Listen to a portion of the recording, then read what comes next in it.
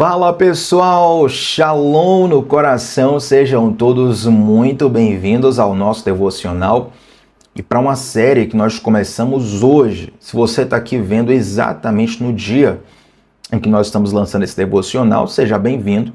E se você está vendo dias depois, afinal de contas, nosso devocional sempre fica salvo, seja bem-vindo de igual modo. Eu te convido a assistir não só esse devocional, mas como também os próximos, porque nós vamos começar aqui, gente, uma série baseado no livro de Provérbios. Já fizemos uma série sobre esse livro aqui em nosso canal, já tem um certo tempo, se não me falha a memória, foi ainda em 2023. E hoje nós vamos começar uma atualização, vamos meditar mais uma vez nesse livro que é tão rico, que é tão precioso. E a palavra de Deus não é um livro que você vai ler apenas uma vez na vida. Se tudo der certo, você vai ler a Bíblia várias vezes. Tem passagens que você vai ler até mais de 10, 15, 20 vezes. Em todas elas, Deus vai ministrar algo precioso no seu coração. Pode ser que Deus ministre algo novo, algo que você não tinha se atentado antes.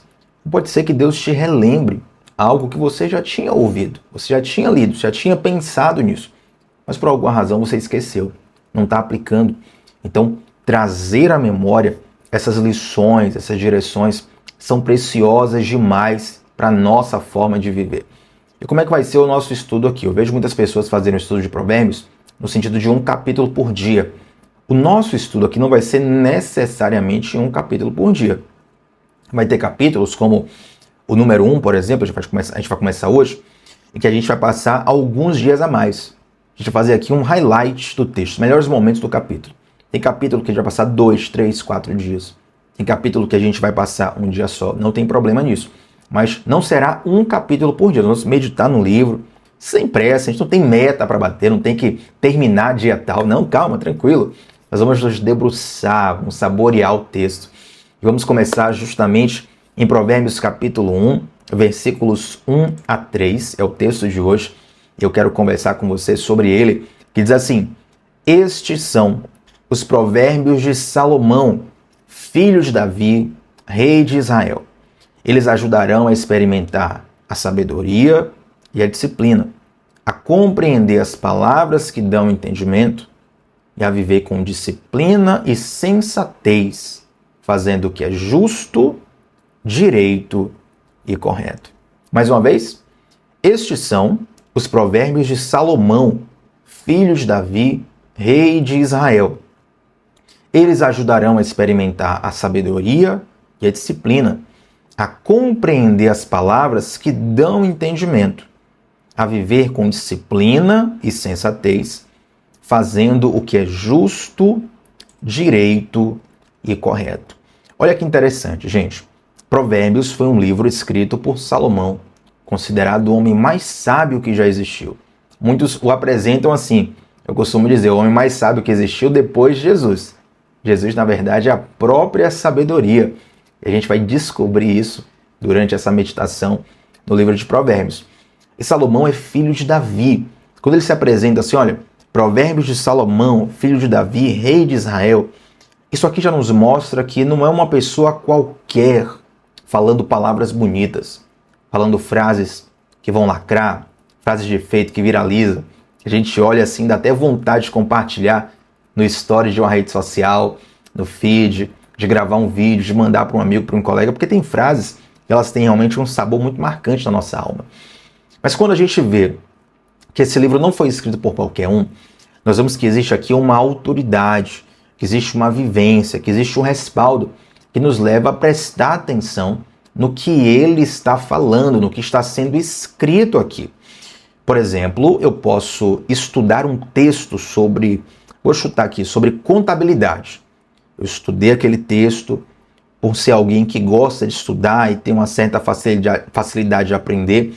Eu estudei aquele texto, eu aprendi o que ele diz e eu vou apresentar para você as 3 principais soluções sobre contabilidade. Aí eu vou lá, apresento para você, faço um vídeo maravilhoso, introdução, desenvolvimento, conclusão, faço ali um pitch no final para você comprar o meu serviço de contabilidade. Mas aí você se pergunta, sim, Tiago, mas você é contador? Não. Você tem formação em contabilidade? Também não. Você trabalha com contabilidade? De modo nenhum. Qual é o seu respaldo, então, para falar sobre contabilidade? Percebe? E, gente, hoje nós temos mais do que nunca, isso sempre teve no mundo, mas mais do que nunca, nós temos uma quantidade de pessoas que falam aquilo que elas ouviram falar, mas que nunca viveram. A autoridade vem da vivência. A autoridade vem do respaldo. Uma coisa é um historiador falando sobre a Segunda Guerra Mundial. Outra coisa é um soldado que lutou a Segunda Guerra Mundial falando sobre a experiência dele. É claro que talvez, e muito provavelmente, o historiador vai ter até mais informações, mas o soldado tem a vivência, o soldado tem a experiência. Ele passou pelo medo, pela solidão, pela incerteza, por aquela multidão de sentimentos no coração dele enquanto ele estava no fronte de guerra. Então tem coisas que só ele consegue transmitir, mesmo que do jeito dele, mesmo que a habilidade de comunicação dele seja limitada, mas a autoridade dele é especial. Por quê? Porque ele viveu. Ele vivenciou aquilo, ele tem respaldo para falar. Hoje as pessoas chamam isso de lugar de fala, né? Fulano tem um lugar de fala, porque ele está ali naquela situação, está no meio daquela situação, está só observando, não está só vendo, ele está vivendo aquilo. Então Salomão não é qualquer um. Ele, na verdade, é filho de Davi, que foi um grande guerreiro, um dos maiores, então o maior rei que Israel já teve. Para você ter uma ideia, os teólogos dizem que quando Davi assumiu o reino de Israel até o momento da sua morte, ele aumentou o território de Israel em quase ou aproximadamente 10 vezes. Então foi um grande rei. Nunca perdeu uma batalha, Davi. Impressionante isso. Teve suas falhas, teve seus pecados, teve seus deslizes, está tudo registrado na Bíblia, mas foi uma inspiração para muitas pessoas e continua sendo. Salomão já não foi assim um homem de guerra. Você não vai ver Salomão guerreando, Salomão liderando grandes exércitos. Salomão já era mais um homem de negócios, um homem de reflexão, um homem de sabedoria, com outro momento da história dele. E é interessante até falar sobre Salomão e Davi nesse primeiro versículo, porque embora Davi fosse um grande guerreiro, um grande poeta, Salomão é um sábio, é um pensador. E nós temos aqui dois estereótipos diferentes de homens de Deus, de homens de sucesso, de pessoas que deram certo, fizeram muito bem o que lhes cabia. Tiveram erros, tiveram falhas, ninguém é perfeito, mas foram pessoas muito bem-sucedidas, com dois estereótipos diferentes. Por que eu enfatizo isso aqui para você? Porque hoje em dia, devido às pessoas estarem numa crise profunda de identidade, elas se apegam muito a estereótipos. Eu vejo muito isso relacionado a masculinidade e feminilidade, por exemplo. O mundo hoje vive uma crise tanto de masculinidade, tanto de feminilidade. Talvez, e aqui é apenas uma hipótese, talvez, por eu ser homem, eu percebo uma crise maior na masculinidade. Mas pode ser que você, mulher, também perceba isso, né? Eu sei que as mulheres têm muitas queixas sobre a postura, a conduta dos homens hoje em dia. E eu vejo que algumas vozes se levantam para tentar trazer uma direção, trazer uma cura sobre a masculinidade. Mas, infelizmente, algumas dessas vozes acabam caindo no deslize, na cilada do estereótipo. Não, para você ser homem, você tem que ser assim. Aí um vai dizer, você tem que ser bruto, você tem que ser tal coisa, você tem que ser não sei o quê. Você meio que pinta um desenho, pinta um estereótipo e tenta encaixar a pessoa naquilo. Quando, na verdade, tem alguns homens que, de fato, vão ter uma brutalidade maior, uma agressividade maior. Outros homens vão ter uma sensibilidade maior. Outros homens vão ser homens de guerra, outros homens vão ser homens de negócio, outros homens vão ser homens mais voltados para a área da arte, outros homens vão ser voltados para outras coisas.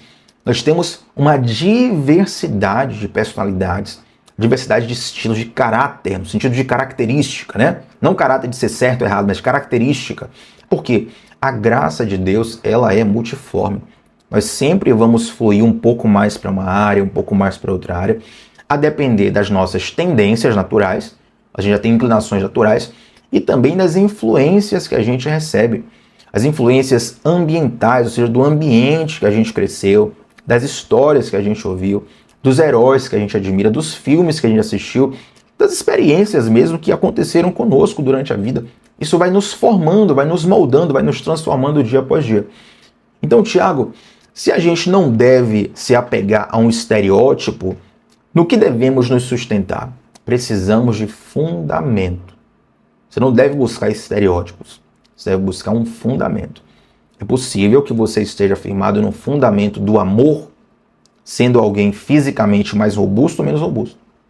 Sendo alguém academicamente mais trabalhado, tem mais estudos, fala mais línguas, leu mais livros, ou alguém mais simples, que não tem tanto estudo. Você pode ter um coração amoroso das duas formas. Uma coisa que é muito comum, que a gente observar nas gerações anteriores, né, os homens, pais, eles muitas vezes tinham formas diferentes de demonstrar o amor. Nem todo pai foi carinhoso no sentido de toque, no sentido de abraço. Ou às vezes seu pai foi carinhoso no sentido de abraço, mas ele não tinha tanta habilidade com as palavras. Ou às vezes o pai não recebeu nem abraço nem palavra. Ele não conseguia passar aquilo. Mas a forma dele demonstrar o amor dele era acordando cedo, trabalhando, dando sustento, pagando as contas. O quanto seus pais, que não foram pessoas famosas, pessoas conhecidas, pessoas que tinham milhares de seguidores na rede social, o quanto que eles se sacrificaram para te dar uma vida digna, para colocar um pedaço de comida no seu prato, para colocar você numa escola que você pudesse ter uma capacidade para ir mais longe do que eles foram. E isso também é expressão de amor. Percebe, gente? Então olha como Salomão tem um estereótipo, Davi tem outro estereótipo, mas ambos estão fundamentados no mesmo fundamento. Jesus de Nazaré. Como assim? Jesus não tinha nem nascido naquela época. Como que Jesus era o fundamento deles? Sim, você vai ver isso, vou deixar você com água na boca, durante o nosso estudo de Provérbios. Você vê que Jesus está aqui nesse livro e a gente vai conhecer isso nos próximos dias. Mas note que um mero versículo, versículo 1, Salomão, filho de Davi, rei de Israel, um pequeno detalhe, isso administra tanto para as nossas vidas. E a pergunta que eu te faço hoje, eu quero ser bem prático aqui nessa série de devocionais. Eu preciso, inclusive, que se você puder, faça isso, escreva as lições, escreva as perguntas, entre no nosso grupo de WhatsApp, onde eu vou mandar diariamente as anotações que eu faço para os nossos devocionais. Eu vou mandar só para quem está lá no grupo de WhatsApp. E se você quiser entrar, o link está aqui nos comentários, está fixado no topo do chat também. Você precisa se perguntar o seguinte: em quais estereótipos eu tenho me apoiado? Sabe?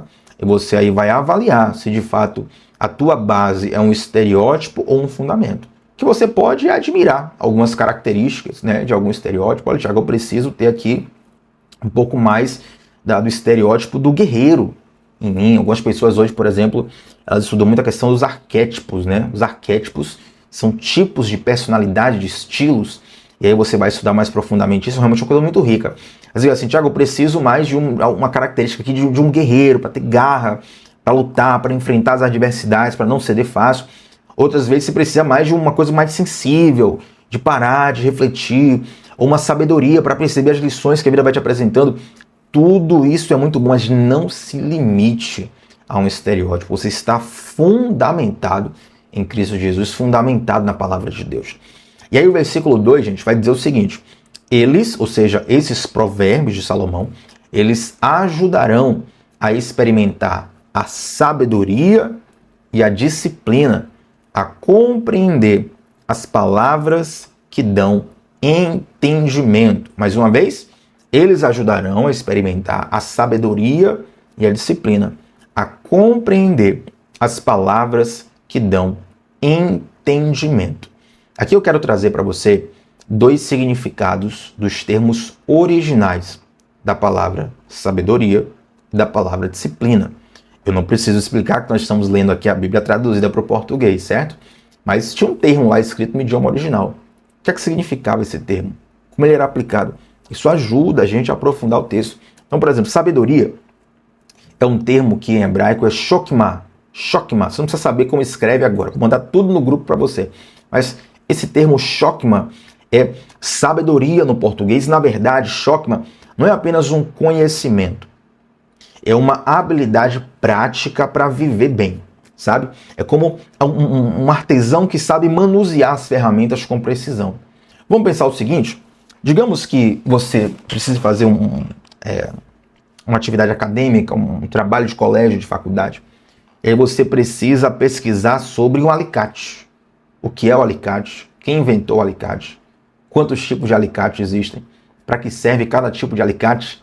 Tem alicate que você vai usar numa construção de uma casa. Tem alicate que você vai usar para poder desencravar uma unha, né? São vários tipos de alicate. Aí você vai fazer um trabalho ali completo. Você até usa inteligência artificial, você vai ali, meu irmão, com relatório. Ninguém nunca detalhou o que é um alicate, para que serve, os tipos que existem, como você fez naquele trabalho. Agora a pergunta é, você sabe usar um alicate? Existe a teoria e existe a prática. Tem uma frase que diz assim, na prática, a teoria é outra. Eu me lembro com muito carinho, quando eu estava estudando Direito na faculdade, eu comecei a estagiar num escritório de Direito Tributário antes de pegar a matéria de Direito Tributário na faculdade. Eu comecei a estagiar antes. Então eu aprendi primeiro na prática e depois eu fui para a sala de aula. E quando eu comecei a ter as aulas de Direito Tributário propriamente, quando eu já estava praticando, já tinha uma mentalidade muito avançada para os outros colegas da minha turma. Várias vezes os professores falavam assim, Thiago, essa dúvida sua, se eu entrar nesse tema aqui agora, vai embolar a mente de todo mundo, porque os seus colegas não entendem isso ainda. Você entende porque você está na prática, você está ali já vivendo a coisa. Mas se eu passar isso aqui agora, eles vão ficar perdidos. Porque a sua inteligência para isso, seu conhecimento é prático, não é teórico. Entende? A prática, já diria um sábio, é o cemitério da teoria. Eu não concordo tanto com isso. Tem teoria que de fato funciona na prática. A palavra de Deus, ela é teoria e prática. Mas existe uma diferença. E quando Salomão fala assim, esses provérbios ajudarão a experimentar a sabedoria, sabedoria aqui passa longe de ser uma frase de efeito. Sabedoria é uma habilidade para praticar o que você aprendeu. Na verdade, eu costumo resumir inteligência emocional como a habilidade de você conseguir fazer o que você sabe que tem que ser feito. Inteligência emocional, basicamente, é a força que você tem, a habilidade que você tem para poder fazer o que você sabe que precisa ser feito. Vamos pensar aqui numa pessoa que esteja sedentária. Sedentária, ela está com sobrepeso, ela está com problemas de saúde por conta da falta de atividade física, e ela é uma pessoa que ela não pratica atividade física por escolha própria, sabe? Não é alguém que tem um problema físico, que tem uma limitação, tal. Não, é escolha própria. A pessoa ama o conforto do sedentarismo e não toma uma tendência e de repente o corpo começa a deteriorar, a capacidade física começa a deteriorar. Aí você fala para aquela pessoa ali, olha, você tem que praticar atividade física. A pessoa já sabe disso. Ela sabe o que é certo e o que é errado. Mas ela não tem muitas vezes força para colocar aquilo em prática. Quando você vai trabalhando a inteligência emocional, você vai começando a adquirir forças para fazer o que você já sabe o que tem que fazer. Isso é sabedoria. Sabedoria não é saber explicar algo. Sabedoria é saber colocar em prática aquilo que você aprendeu. Então, todas as vezes que você ouvir a palavra sabedoria, a partir de hoje você vai lembrar desse original aqui, Shokma. Então é apenas um conhecimento, mas é uma força, uma capacitação para você colocar em prática aquilo que você aprendeu. Por exemplo, tem várias questões, a gente lida hoje, na verdade não só hoje, O mundo sempre apresentou desafios relacionais. E aí você vê pessoas que estão com um problema num casamento, por exemplo, e às vezes o casamento começa a entrar em crise por problemas muito diminutos. É uma palavra que não foi dita, uma palavra que foi dita. Às vezes o casamento entra em crise, a coisa estoura. Por quê? Porque fulano não quer lavar o prato hoje, a gente brigou e quase o casamento acabou. Mas peraí, o casamento não tem como acabar porque fulano não quis lavar o prato. Ali foi a gotinha d'água de várias gotas que vem se juntando há muito tempo. E para você começar a jogar a água desse balde fora, por assim dizer, são pequenos gestos também. Pedido de perdão, um abraço, uma saída ali só os dois, uma conversa mais profunda. Tem que ser, passo a passo, tijolinho a tijolinho. Mas isso não é difícil de perceber, isso é difícil de fazer. Porque muitas vezes o orgulho vai ser mais forte do que a sua capacidade de pedir perdão. Você sabe que se você pedir perdão, se você tiver uma conversa ali, a coisa vai se resolver, vai estar tudo bem. Mas o orgulho no coração, não, eu não vou pedir perdão porque o erro não foi meu, quem começou não foi eu estou farto disso. Muitas vezes uma família destruída por conta do orgulho. Não é falta de saber o que fazer, é falta de força para fazer o que precisa ser feito. Que Deus te dê sabedoria. E por incrível que pareça, lá no livro de Tiago, no Novo Testamento, escrito milênios depois do que o livro de Provérbios, Tiago vai dizer assim, se algum de vocês precisa de sabedoria, peça a Deus, que dá livremente a todo mundo que pede. Você quer receber sabedoria? peça a Deus. Porém, tem um detalhe. Algumas pessoas acham que funciona assim, ó.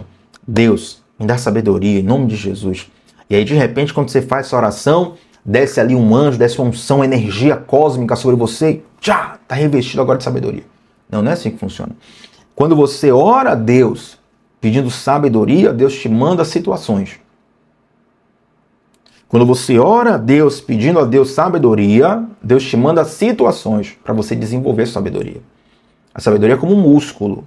Você vai desenvolvendo com situações práticas. Eu tenho um amigo que ele é muito inteligente, muito bem sucedido. Desenrolado, a pessoa que é desenrolada, né? Tipo assim, fulano é desenrolado. Fulano, qualquer situação ali, ele sabe lidar, sabe resolver, sabe entrar, sabe sair dos lugares.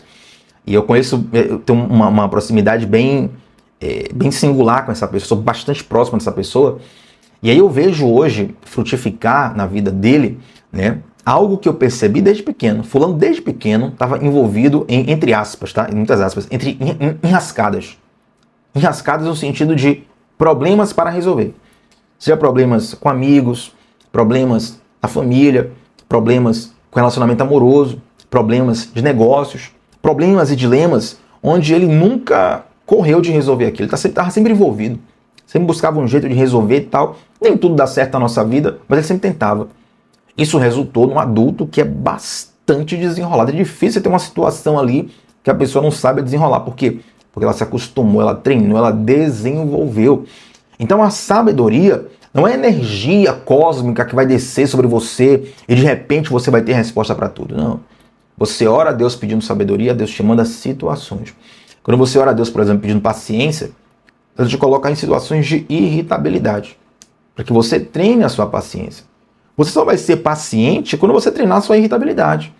Às vezes, por exemplo, quem não lida com crianças, com filhos, né, com crianças pequenas, a pessoa não tem a paciência necessária, que ela não está acostumada com aquilo.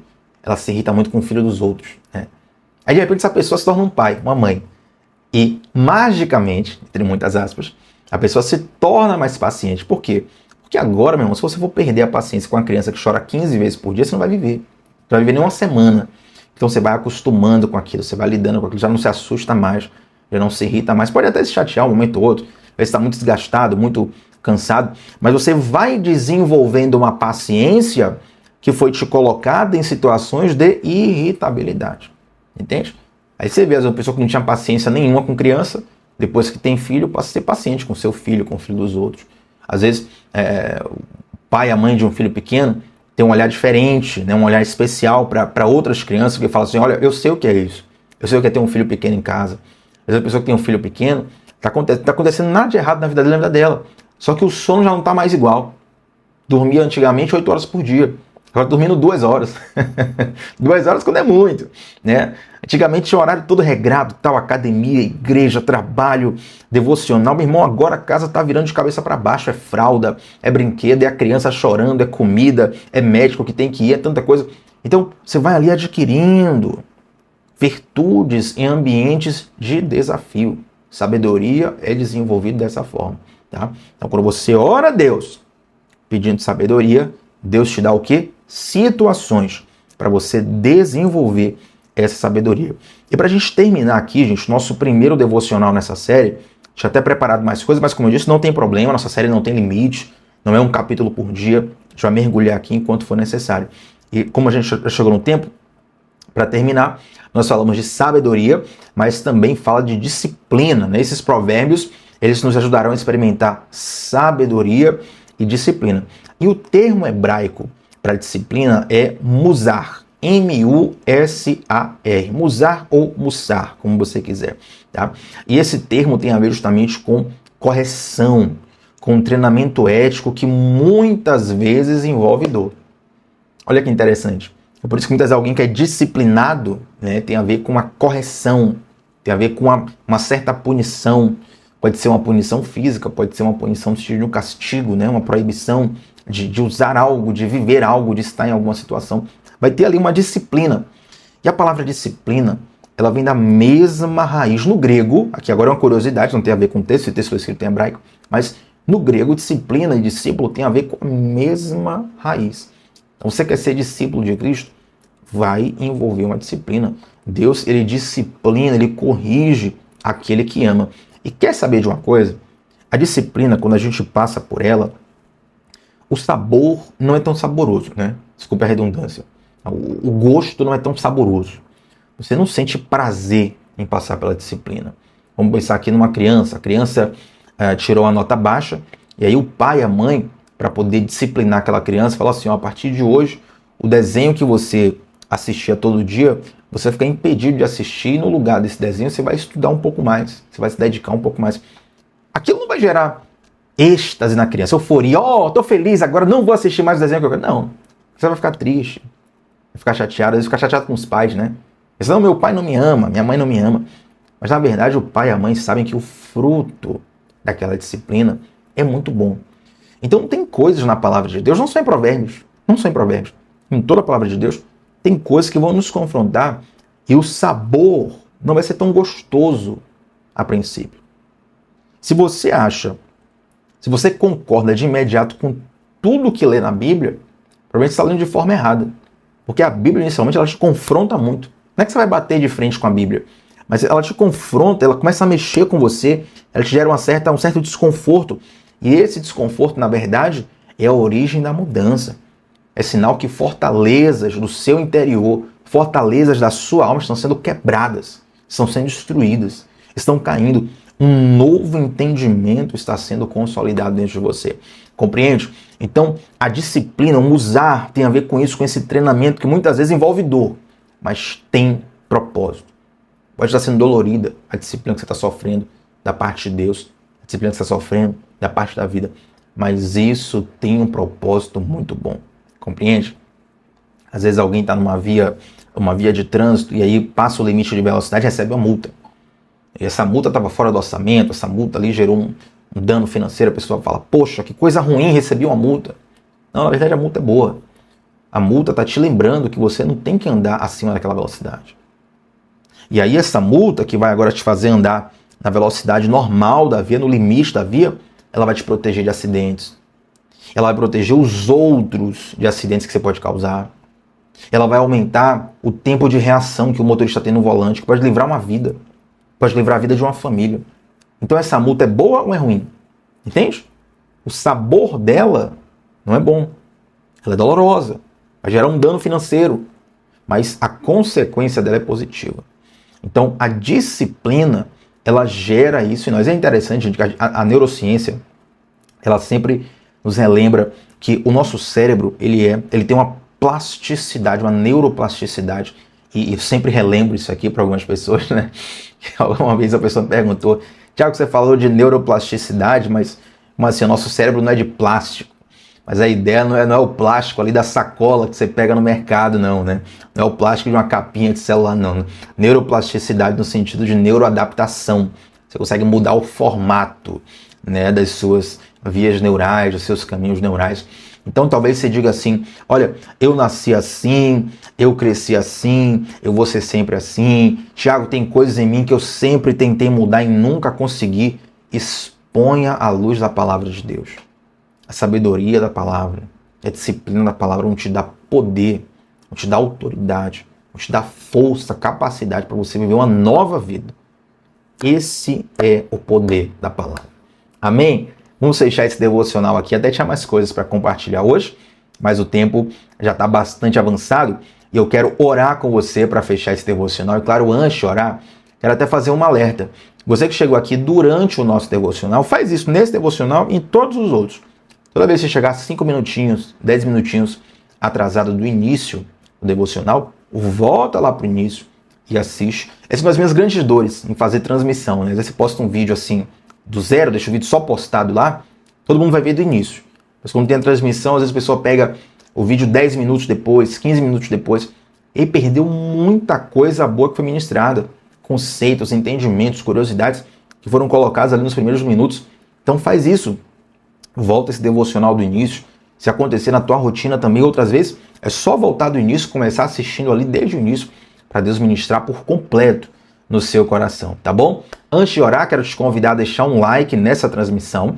Quero convidar você que está aqui a primeira vez no canal a se inscrever está conosco de segunda a sexta, às 7h30 da manhã, sem falta, onde sempre começamos o dia mergulhando na palavra de Deus. E hoje, em especial, como nós estamos começando essa série, eu quero te convidar a compartilhar esse devocional, te convidar a convidar pessoas. Tem alguém que você quer que participe dessa série com você? Compartilhe esse link com essa pessoa para que ela assista esse primeiro episódio aqui do nosso devocional na série Provérbios e já pegue os próximos também, e com certeza Deus vai soprar algo especial também no coração dessa pessoa que você vai enviar, tá bom? Vamos orar ao Senhor. Pai, nós te damos graças pela tua palavra que nos dá sabedoria, que nos dá disciplina. Como nós ministramos aqui, Senhor, nos dá não apenas a informação de saber o que fazer, mas nos dá força para nós colocarmos em prática aquilo que aprendemos.